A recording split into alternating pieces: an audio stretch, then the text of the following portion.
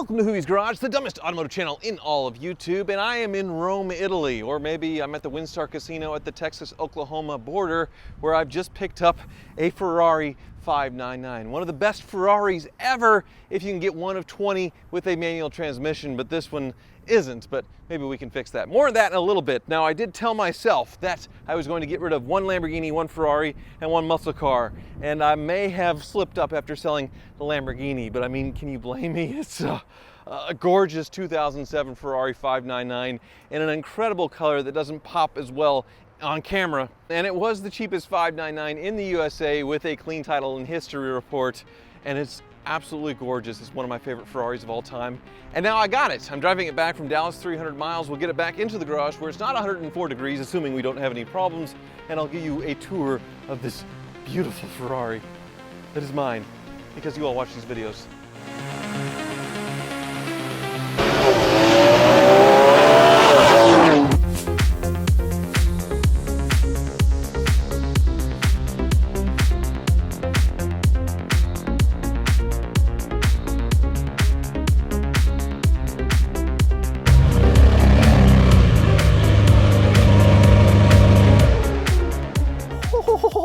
Well, that was a totally flawless and awe-inspiring drive home. This car lived up to all of the hype in my head. I'm so glad I got it. The only 599 I had driven before this was Ed Bollion's flood salvage one from Car Trek, an absolute disaster with lots of issues. It was still an amazing car, but this one being really nice, it is that much better, and the spec is unbelievable. I have it here in the trunk, the full build sheet, along with $50,000 worth of service records over the last 3 years because the last owner was absolutely meticulous. But the base price on this 599 was $273,000, and then the options, like most Ferraris, are absolutely insane. $18,000 for ceramic brakes, $1,000 for yellow painted calipers. You have the Daytona seats, gorgeous in here, $3,000. I'll get to a better tour here in a bit showing you all of this. The color, which is the Venezia, it is basically a wine color, a purple, sort of a deep maroon, depending on how the light hits it. That was $10,000 extra. So many other extra things, little $3,000 Bose hi-fi system, a lot of little stuff. Steering wheel, carbon fiber LEDs, $3,500. It brought the total on this car to almost $350,000 when it was brand new. And these cars were the special ones. You'd go in and buy a 360 or a 430 and hope to get in line to buy one of these, and then you would pay over sticker, in some cases $200,000-$300,000 over sticker for one of these, for the privilege of buying one of these special Ferraris. And then 10 years later, these things were languishing at Ferrari dealerships, and cars with miles but still nice history, they were selling for under $100,000. And then, like everything else, the prices started going up, and unfortunately I thought I had lost my chance to buy one of these when they were reasonable. Now the economy is overheating, they call it. They call it a recession, but change the definition of a recession, and cars are actually coming down from their record highs. A bubble's not really popped, but they are coming back down, and I was able to get this after it no sale on Bring a Trailer for $133,000. I paid a little bit more than that to buy this thing and bring it home with 30,000 miles. A little bit on the high side for the mileage when it comes to Ferraris, but the special spec and the recent service history, which we'll get to along with a tour, absolutely incredible on this car. But the fact that these things got that cheap and still remain this cheap, considering how rare they are, how special they are, the engine under the hood is Ferrari Enzo derived, 612 horsepower. Along with the look of this thing, it makes absolutely no sense, and it's one of the last bargains in the Ferrari world, in my opinion. And really, if you can afford it, probably get one while you can, because the car that came before it, the 550 or the 575, admittedly the F1 versions of those are still cheap, but it's a pretty crappy gearbox. But a 550 manual is now a $250,000 car or so in this spec and mileage. And then the car that replaced it, the Ferrari F12, yes, it has the dual clutch gearbox, whereas this one has the flappy paddle F1 that everybody hates, but it's actually fantastic on this car and can be fixed. Those are selling for $350,000 and up in a car in similar condition to this. So this sort of in the middle there is the cheaper one. for now, and I'm so happy that I got one. Let me take you on a tour and show you how special this thing is. Like I said earlier, the 599 replaced the 575 in the V12 two-seat category, and the 575 was based on the 550, very long in the tooth. The engine dates back to the early 90s with my 456 and really wasn't that special at the time. It was getting beaten by a lot of lesser exotic or, even German Porsches and that kind of stuff in the time. So this was a dramatic departure, clean sheet of paper from that, and the design is just gorgeous. The Venus E-Paint looks kind of black in the garage actually right now, but you can see the grills and the vents and the front end treatment. I just absolutely love it. It looks very Ferrari, but also not super overstyled. I love also that it's a coupe and not, say, a hatchback like the FFs and the GT4s and all of that, but still just an amazing value. But let's get to the most special part of this car. I'm going to pop the hood right here. I was talking about it earlier. It is the 6-liter V12 in this thing. 612 horsepower, 8,300 RPM redline, and they underreported the acceleration on these things, so driving it is much faster than they reported. And yes, it is derived from the Enzo Ferrari, the supercar, worth millions of dollars. In the presentation, it certainly looks like a very expensive, very special engine, which it is. Now, when I was in Italy in the Ferrari Museum, we saw the Enzo. We saw the engine in the case next to it, and it looks a lot like this. You can see just gorgeous. The intakes going into the individual combustion chambers there, raised up. I mean, absolutely incredible. But unlike the Enzo, this isn't millions and millions of dollars. It was over 100 grand, but still not the most expensive car I bought. That's still the BMW Z8. But one thing that makes this thing really special compared to an Enzo is this is a car that you would actually want to use every day. You could daily drive this thing. It's comfortable enough, it's nice enough, and a lot of that has to do with the magnetic ride suspension, the active suspension on this thing, which is shared with the C6 Corvettes. And coincidentally, that partnership goes all the way back to my 355. This shares the same active suspension with the ZR1 Corvette, the C4 from the 90s. It's with Delphi or Delphi, whatever it is. They share basically the same system going through the decades, and it makes the 355 ride and handle a lot better than the 348 when you dial it up. And this thing, it's very smooth and comfy in normal mode, but then when you dial it up, it feels like a race car. This thing, speaking of race car, has carbon ceramic brakes on it. You can see the beautiful multi-spoke wheels and the yellow calipers.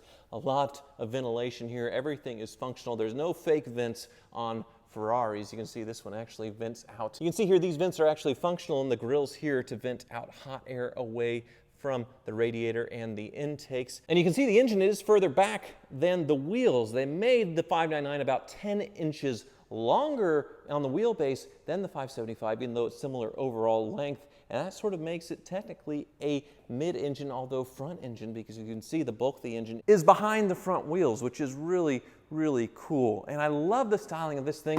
Some people don't like it. I don't see why. Maybe it's in person it looks a lot better, kind of like how I probably look a lot better in person. On camera I look kind of dorky, so maybe this car is dorky, or maybe I'm just totally dorky and this car is dorky. I don't know. But I love vintage cars, so maybe that's why I like this sort of swoop with the line going up. It makes the trunk a little bit higher, and well, the flying buttress is just absolutely gorgeous. You see it here. The C-pillar is its own sort of pillar on its own with the glass sort of swooping in, and it's actually functional. I could stick my head in here, and you can see it sort of acts as a spoiler and gives you downforce. So you have some downforce spoiler with this rear flying buttress. And it's one of the coolest styling aspects of this car, and it's giving me weird vision because I'm looking out of both eyes. But anyway, it also has sort of a lower spoiler down here. You can see how pretty this is, the Tubi exhaust as well. And of course, it's just as smooth underneath as it is on top with all the underbody panels. When we get this thing to the car wizards, I'm sure there won't be too much to see without pulling off panels. Hopefully there's not a lot of issues. But when you come back in here to the interior, it is absolutely gorgeous. You have the two-tone Daytona seats, sort of a light brown and a dark brown, same with the door panels with the contrasting stitching, the black carpets, carbon fiber seat backs, carbon fiber dash panel, but everything in here is just so nice And the car is so comfortable because primarily this is like a cross-country GT cruiser. This isn't supposed to be some harsh, crazy thing, and they do such a great job, but it is still way fast and way fun to drive when you turn all these knobs up. It has the LED lights and the carbon fiber here with the steering wheel like the later Ferraris, like a Formula One car. Freeze you out air conditioning. You can see the quilted panels down here. It's also quilted in the back, and you see the straps for the luggage. It's just absolutely gorgeous, and there's no smell-o-vision on YouTube, but the thing just smells incredible as well. It's just rich Italian leather. Even in the headliner, it's two-tone rich Italian leather. Of course, like all these cars, the dash is starting to pull away a little bit, but not bad. It actually has a UV coating on the windshield now, and the window tinting, which will help hopefully slow that down. But one thing that isn't slow is this car when you drive it. But before we go, let me show you the service records, because that's one of the reasons why people are so scared of these things, is the upkeep costs. Now, like I said, there's been a little bit of a pullback in the market, so this car has gone down a few tens of thousands of dollars, and probably a lot of my other cars in my collection. But I don't feel bad because I can get something like this now. It's a lot more affordable, which is why I buy cars in the first place, because I want them, not because I want to make money on them. But I imagine the seller of this car, he was very meticulous. He probably sold it for more than what he paid for, because he bought it about 4 years ago when these things were at their cheapest. But he spent about $50,000 on this car, so he lost, I'm sure, even if he bought it for an incredible deal back at the time, around $100,000, he spent 50 grand on this car in the short time he owned it on some incredible things. First of all, this one's $6,500 for a full PPF ceramic coating and window tinting, which does sound like a lot of money, but this is basically the Mona Lisa of PPFs. The entire car is protected with vinyl, and you can't even tell. And I really wanted to obsess over cleaning this car for an hour when I got back on my trip, and it took all of 10 minutes because it's so easy to clean with this PPF on there, and you cannot even tell. It is gorgeous. Now, when he first got it, he had a pretty good bill here just going through and fixing sticky buttons, hood shocks, a lot of deferred maintenance things. Typical from buying from a dealer, somebody who didn't care about their car and wasn't driving it very much, but this was at 27,200 miles. It's at 30 now when I drove it home, so he put 2,000 miles on it. Dome buttons, a lot of sticky buttons and fixes. $10,000 though for all that servicing, all fresh fluids, pretty big one. Other than that, it's been little 1,000s, 2,000s here and there, AC fixes. They replaced the leather straps on the back there, which is above and beyond. AC repairs, inspections. He did update the cooling fans on this as well because he lives in Texas. 110 degrees is not uncommon in the summer, and he wanted to drive this thing whenever he wanted, so he fixed that. But the big tamale is right here, and that was basically a coolant upgrade with the radiator going through the brakes. But the biggie was the clutch, which I believe just the part on it was $10,000, making a grand total of $25,166 to do a clutch, radiator, and some other odds and ends on this car. $25,000, which that's one of the two big things on this car. The clutch, and then of course the shocks, which he said were not leaking, they don't clunk or anything like that, but it is a big issue. At the Ferrari dealer, they'd want 20 or 30 grand to replace all the shocks on this thing, even though they're shared with a Corvette. But you can buy direct through like Fur Parts or Scuderia from the supplier for like $1,800 per shock, which is a lot of money, but still way better than going to the dealer, and hopefully you only have to do it once every 15 years or so, depending on how much you drive the car. It seems like the less you drive it, the more likely they are to leak from sitting. And I certainly plan on driving this car. That's why I didn't mind buying one with 30,000 miles. In the Ferrari world, that's high mileage, but I want to use the thing. It's at 30,000 miles. It'll be worth the same if it's at 35 or 37,000 miles, so I can really drive the heck out of this thing, but I may do a bit more. I may mod it. So let's go for a drive. We'll talk more about this Ferrari and what I may do with it. The startup procedure on this thing is pretty cool. Start button.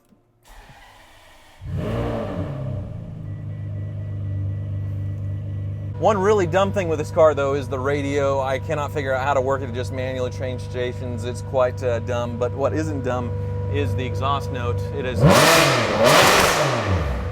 loud. Incredible. Now I'm going to put the windows down for this so you can hear it in all of Ferrari's glory. Basically what makes this one of the best Ferraris of all time is this. Brace yourselves.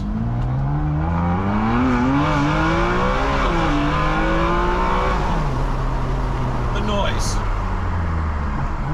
that Enzo V12 coming out of the front, the exhaust in the back. Holy moly, the traction control got me there. One more time. And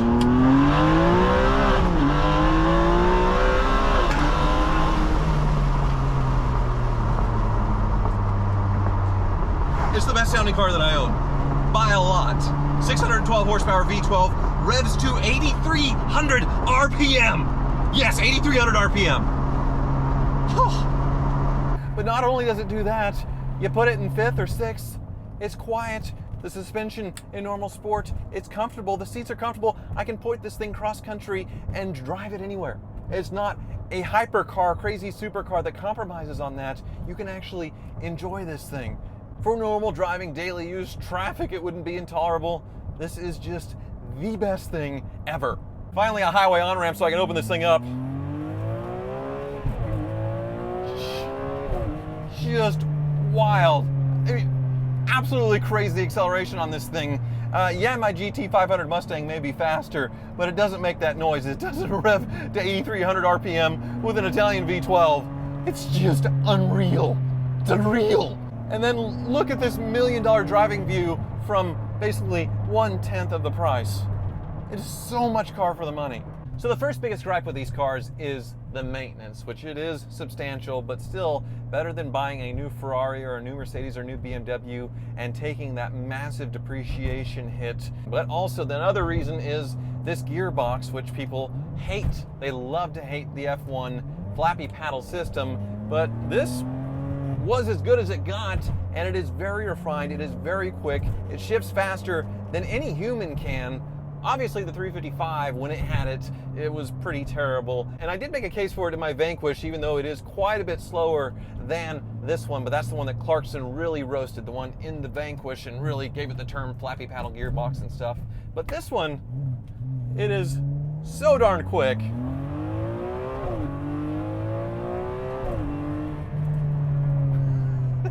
Just incredible. But if you want to do away with it, it is actually possible now. Like I said, they actually made manual versions of the 599, only about 20, and those are worth getting close to $1 million now or more. But since they exist, they can be reverse engineered, and the people at EAG are finishing one up. Normal Guy Supercar Dan supposedly will have the first one out, and he's invited me to drive it, and they've invited me to take this car and have it converted to a 6-speed manual, which would make it the greatest gated manual Ferrari of all time. Cost around, 40 grand or something like that, which if one of these cars is worth low 100s and a gated car is worth $1 million, what's a conversion worth? With a 360 or a 430, a factory manual car is worth about 100 grand more than a F1 car, and then one that's converted is worth somewhere in between, maybe 50 or 60, still worth more than the conversion.